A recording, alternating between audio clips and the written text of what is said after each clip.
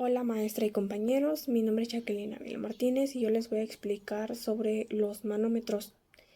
Un manómetro es un indicador analógico utilizado para, para medir la presión de un gas o algún líquido, como el agua, aceite o aire. A diferencia de todo este tipo de manómetros, hay algunos que ya se están empezando a sustituir como manómetros digitales que emplean una pantalla digital y características adicionales como la incorporación de alarmas y analogía digital o retransmisión inalámbrica del valor indicado. En la industria química se emplean manómetros diseñados específicamente para el control de procesos en ambientes hostiles y peligrosos, ya que con eso se puede medir la presión de algunos reactores químicos y recipientes de presión. Y este uso de los manómetros pueden ser resistentes a la corrosión y a altas temperaturas. Y es imprescindible para garantizar la seguridad de este tipo de procesos. ¿Qué es un manómetro líquido? Pues es un instrumento que se utiliza para medir la presión de algunos fluidos, gases o vapores y funcionan mediante el principio de equilibrio hidrostático, donde la presión y el fluido ejerce una fuerza sobre algún elemento interno, el cual de uno de estos se desplaza indicando la magnitud de la presión en una escala. Está diseñado este tipo de manómetros líquidos para medir presiones hidráulicas donde el medio puede ser agresivo o no.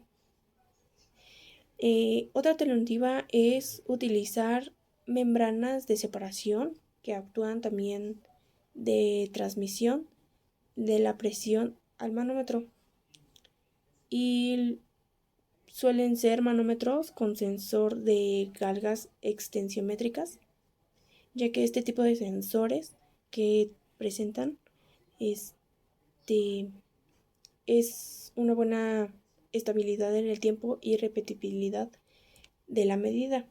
O sea, la medida puede ser constante y puede ser repetible. Algunos de sus componentes principales es la caja, que contiene el líquido y los demás componentes del manómetro. Y se encuentra el tubo o caja de medición que se llena con el fluido de cuya presión se desea medir. El siguiente es el tubo de Bourdon, que es un tubo metálico en forma de espiral que se deforma al aumentar la presión del fluido. Y son tubos formados radialmente con una sección transversal ovalada.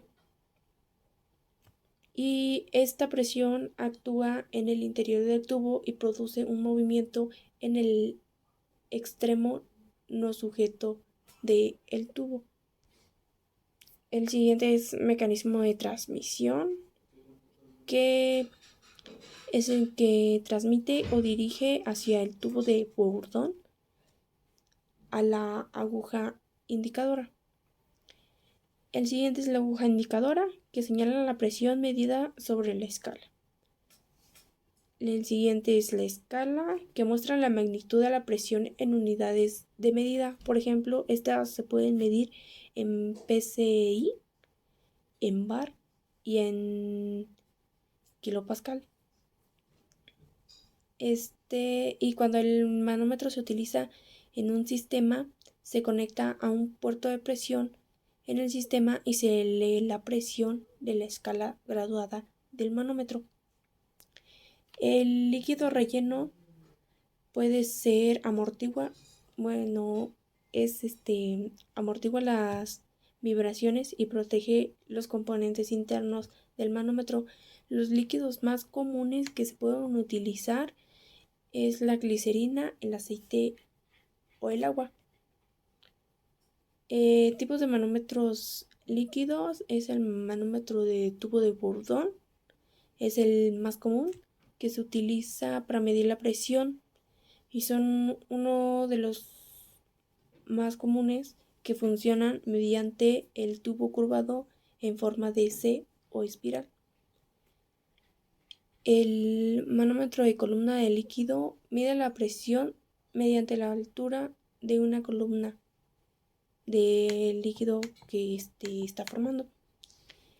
El manómetro de diafragma utiliza un diafragma que es flexible para medir la presión.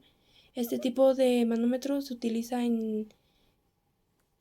para aplicaciones de baja presión y funciona mediante la deformación del diafragma metálico, que es sensible a los cambios de presión. Un manómetro de líquido es un instrumento que se utiliza para medir la presión, como lo dije en un principio, de algunos fluidos, gases o vapores. Y funcionan mediante el principio del equilibrio hidrostático, donde la presión del fluido ejerce una fuerza sobre el elemento interno, el cual se desplaza indicando la magnitud de la presión en una escala. Algunas de las ventajas de los manómetros de líquido son la precisión, que pueden ser precisos o exactos, especialmente en el tubo de Bourdon, que es el más común, que es el de alta calidad. La robustez, que soporta vibraciones, golpes y entornos hostiles. La facilidad de lectura, puede ser una escala fácil de leer y comprender. La versatilidad, pueden medir una amplia gama de presiones. Puede ser también relativamente económicos a comparación de otros tipos de manómetros. Y algunas desventajas de los manómetros de líquido son la limitación de temperatura. Algunos líquidos de relleno tienen un rango de temperatura limitado, o sea, no le podemos meter una temperatura. Supongamos que tengamos una temperatura exacta, no le podemos meter una temperatura mucho más alta, porque si no, pues no aguantaría.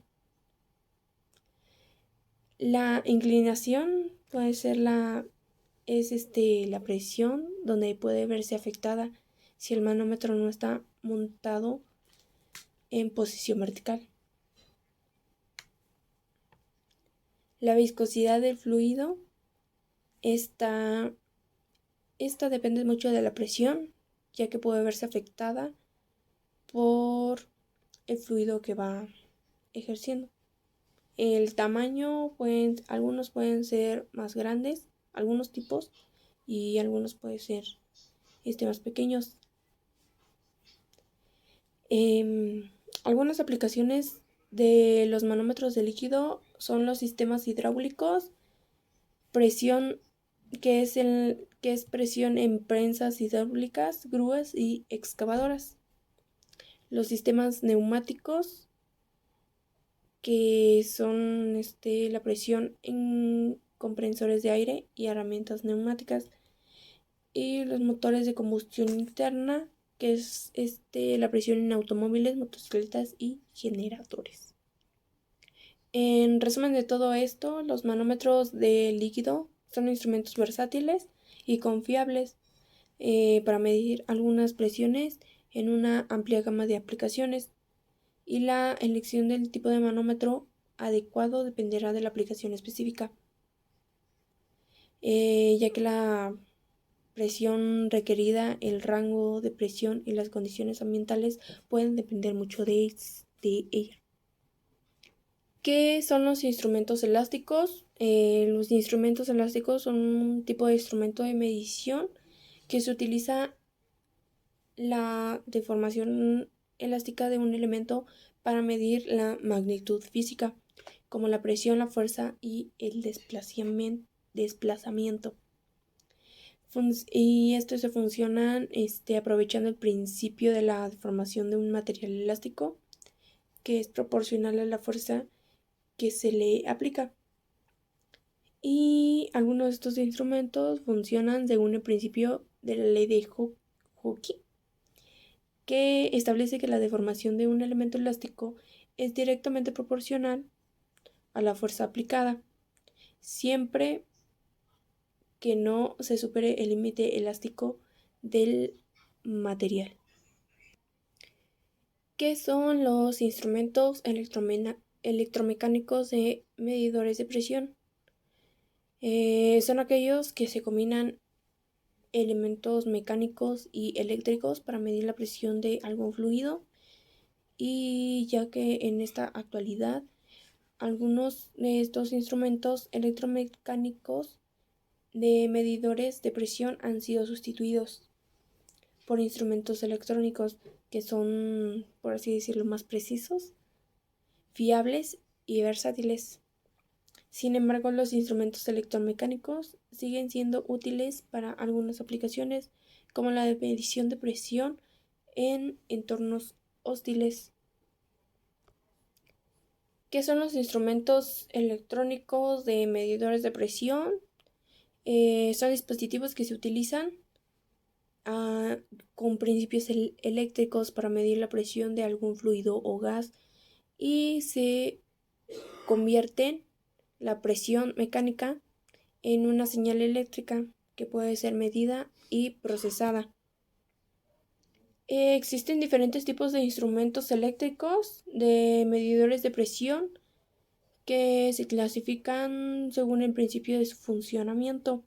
El primero es transductores de presión piezoeléctricos, y estos son los que generan una señal eléctrica cuando se someten a una presión mecánica, y la señal eléctrica que generan es proporcional a la presión aplicada.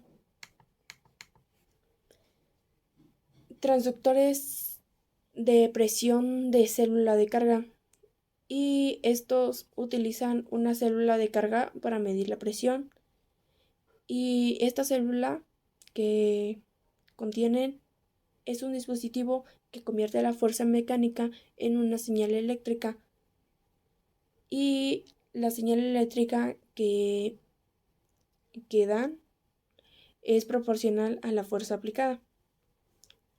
El siguiente son los transductores de presión de diafragma, y estos utilizan un diafragma para medir la presión, y ese diafragma es la membrana flexible que se deforma cuando se somete a una presión, y la deformación de este diafragma se convierte en una señal eléctrica mediante un sensor. El siguiente es transductores de presión del tubo de Bourdon, y estos utilizan un tubo de Bourdon para medir la presión, y ese tubo es un tubo metálico curvado que se deforma cuando se somete a dicha presión, deformando el tubo, que convierte una señal eléctrica mediante el sensor. Y pues en general los instrumentos eléctricos de medidores de presión son una herramienta valiosa para medir la presión en una amplia variedad de aplicaciones. Y bueno, eso sería todo. Bueno, Gracias. en este caso, en este punto voy a explicar el punto 3 de mi análisis de caso de termodinámica. Y nos dice, determinar el valor de presión absoluta programado en una hoja de cálculo en Excel con las siguientes condiciones.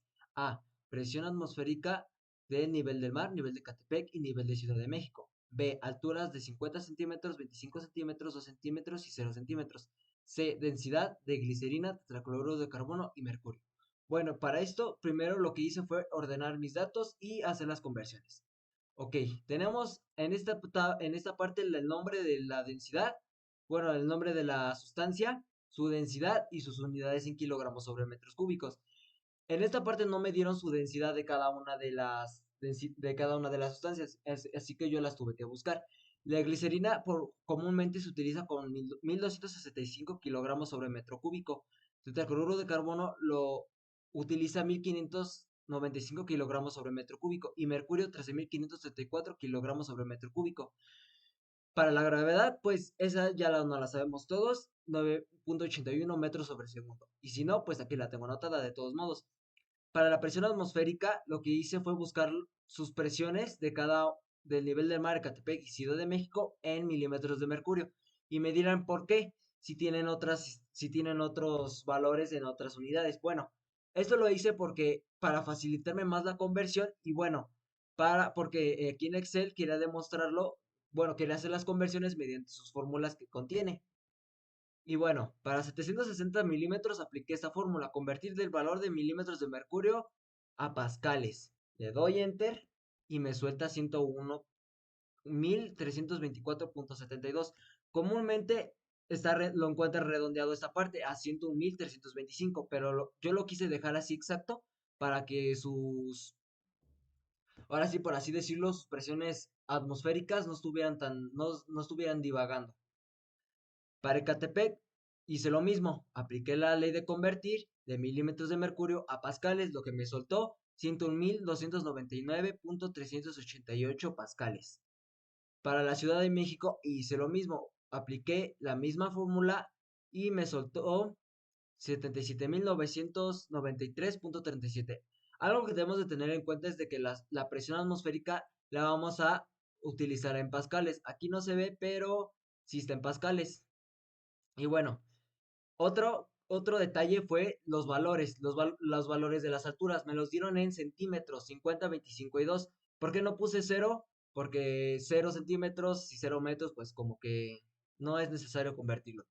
Y la conversión en metros de 50 sería 0.5, de 25 a 0.25 y de 2 a 0.02. No lo anoté así como tal, si apliqué fórmula, es la misma fórmula que la anterior porque es similar, pero a diferencia de centímetros a metros. Lo mismo apliqué para esta y para esta. Ok, ya teniendo los valores en sus respectivas unidades y ordenadas, continuamos a sacar las presiones manométricas. Aquí lo que yo hice fue, las presiones manométricas se calculan mediante presión manométrica es igual a la densidad de la sustancia por la gravedad por la altura. Y lo que hice aquí fue ordenarlo. Las sustancias multiplicados por la altura, porque aquí lo que cambió fue la altura. 0.5, 0.25 y 0.02. Ok. Lo que hice aquí fue la densidad de la glicerina por la gravedad y por la altura, que me soltó un resultado de 6.204.825 pascales. Lo mismo va para la presión manométrica de tetracloruro de carbono, que es 1595 por 9.81 por 0.5. Y lo mismo va para la densidad del mercurio, que es 13.534 por la gravedad y por la altura, que es de 0.5. Así lo hice en los que dice multiplicado por 0.25, porque aquí ya fue cambiando la altura. Es lo mismo, solo cambió la altura, así se sigue multiplicando de 1265, que es de la glicerina, por la gravedad, pero ahora va a ser por 0.25. Lo mismo va aquí, 1595 por la gravedad por 0.5. Ya vieron el cambio, en vez de 0.5, ahora va a ser 0.25. Y lo mismo le hice con el multiplicado por 0.2. O sea, no cambió nada las densidades, solo lo que cambió fue la altura, que es de 0.02, 0.25 y 0.5. La fórmula sigue siendo lo mismo, solamente que con diferentes alturas. Ahora, para la presión absoluta, es algo similar a lo que hice anterior con la presión manométrica, con diferencia de que ahora en vez de multiplicarlo por la gravedad, densidad y la altura, aquí ya solamente se sumó. que sería la presión manométrica de la glicerina multiplicado por 0.5 de la altura, sumado con la presión atmosférica que es 101.324. Les enseño un ejemplo. Ya ven, aquí está sumado, aquí está la fórmula. Y me soltó como resultado 107.529.545 pascales. Lo mismo va para las sustancias, solamente lo que va cambiando va a ser las presiones. Ahora vamos a empezar con la sustancia bueno, la presión manométrica del tetracloruro de carbono, pero de 0.5, que es decir, de 1823.475 más 101.299.3888 pascales. Aquí ya es suma, porque la fórmula nos dice presión absoluta es igual a presión manométrica más presión atmosférica, ambas estando en pascales.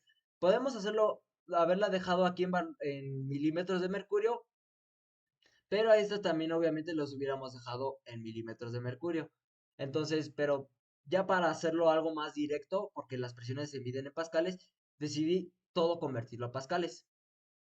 Lo mismo va para la presión manométrica de la sustancia de mercurio, que es 6.384.27 pascales más 77.993.37 pascales. Y lo mismo va para eso, pero ojo, este apartado solo es las presiones manométricas de 0.5. Si se acuerdan que en el anterior lo que cambió fue las alturas, o sea, era la misma fórmula, solamente que cambiaban las alturas, pues aquí es similar. Aquí lo que cambian son las presiones manométricas. Aquí hay un ejemplo. La presión manométrica de la glicerina sumado con la presión atmosférica de Catepec, que es de 101.299.3888. Y así le fui haciendo con los demás. Ojo, aquí otra vez lo volví a ordenar por colores. Presión absoluta de 0.5, de 0.25 y de 0.02 metros. ¿Para qué? Para que fuera más fácil de identificar de dónde y por qué. Y así le fui haciendo con las demás. Las densidades son las mismas, solamente que aquí cambiaron la presión manométrica y se quedó lo mismo en presión atmosférica. Y bueno, espero que le hayan entendido. Cualquier cosa, estoy a su disposición y espero el video haya sido de su agrado y de su entendimiento. Muchas gracias. Ahora tenemos el punto 3, el cual nos está pidiendo que hagamos con respecto al punto 1 una pequeña comparación acerca de la presión absoluta y la presión atmosférica respecto a si es mayor, menor o igual en los siguientes presiones atmosféricas, que van a ser la de nivel del mar, que aquí tenemos el valor, la de Ecatepec y la de la Ciudad de México, las cuales marcamos con diferentes colores para poder ubicarnos mejor en la hoja de Excel. Todo esto lo vamos a estar tomando en pascales. Ahora, del lado izquierdo vamos a tener el ejercicio anterior. Y ya teniendo estos valores en pascales y conociendo la presión atmosférica, en esta parte de abajo se realizan las sumas. El color azul viene siendo el nivel del mar, este azul más claro, verdoso, va a ser la de Ecatepec y el color morado va a ser la de la Ciudad de México. Aquí del lado derecho estoy comparando los tres incisos en los cuales se puede ver que las alturas sí cambian, porque en uno la altura es de 0.5 metros, en la otra es de 0.25 metros y en la última es de 0.02 metros. Entonces, al momento de que nosotros en esta parte estamos sumando las presiones manométricas más las presiones atmosféricas, nos dan pues varios dígitos. Y pues estas cifras que nos están dando las estamos ahora comparando. En este caso tenemos el inciso A, B y C. Del nivel del mar pues colocamos la primera presión absoluta y luego la presión atmosférica. Y podemos observar y se conoce que 107.529.55 viene siendo mayor que 101.324.72.